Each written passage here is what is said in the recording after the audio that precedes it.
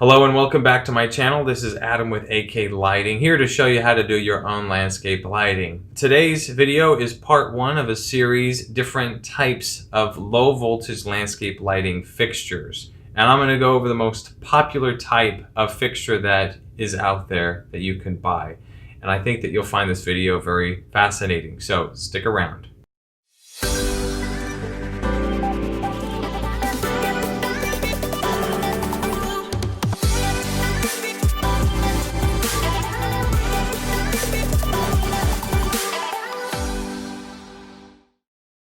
So in today's video, I'm going to go over the most popular low voltage landscape lighting option, and that is the spotlight. I'm also going to go over the different quality options and then what makes a good spotlight. And last, I'm going to go over what spotlight I use and sell in my AK lighting company. So first off, you have plastic. Now the only real plastic options are solar lights. These are the poorest quality spotlights that you can purchase, but if you're not wanting to spend a lot of money and you don't want to install an entire lighting system with wire and a transformer, then a solar light is a good option for you. Make sure that you do buy the larger spotlights. Those work a lot better than one like this or any smaller. The next quality option is aluminum. Now there are a lot of different types of aluminum lights. It's a very popular material. Of the hundreds of lights that I have sold, I'd say over half are aluminum.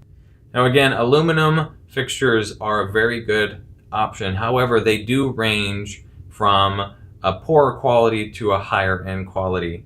The next option is brass. Now brass is a very popular option because it is so durable.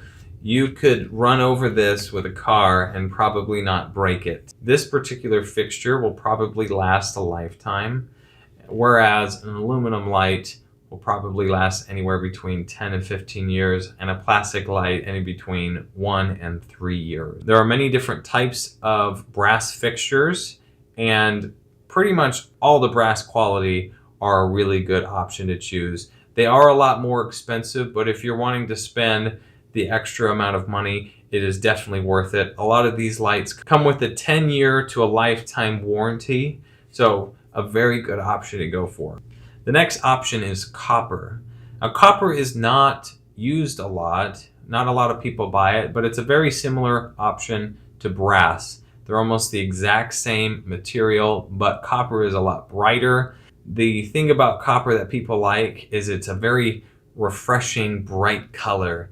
But you have to make sure that you clean it a lot because it will turn green or brown if you don't clean it up because of the oxidation. So that is the copper lights. The last option, a light that I consider to be the most superior, and that is zinc.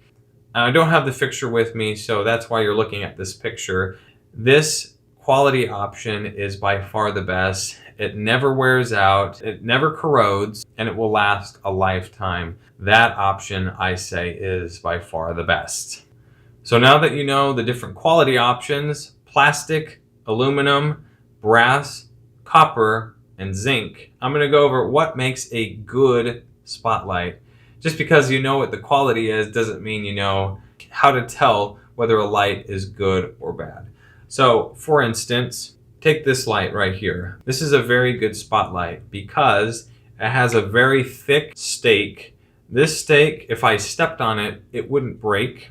Whereas this solar light stake, if I stepped on it, I would break it completely. The next feature that you'll look at is the hinge. Now, if a spotlight ever breaks because it was knocked over or hit by a ball or something like that, primarily it breaks at the hinge. So if it doesn't have a good hinge, then that's something that you need to think about because it will probably break there. This one where you use an Allen wrench, this is a very good option because you can't strip this with a drill, whereas this, if you use a power drill, you could strip this screw and then you won't be able to bend the light anymore. However, bending the light isn't something you need to worry about because more than likely you'll put the light in one position, tighten it up, and leave it there forever. The next feature to look at is how this screws on.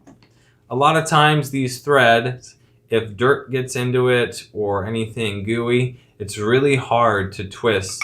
Sometimes, because of the rain, these threads will rust up and this light fixture will get stuck. When you compare that to these rubber bands, where all you need to do is slide this on, these are a lot better. This is something that I love in a spotlight, and it makes a good spotlight for me.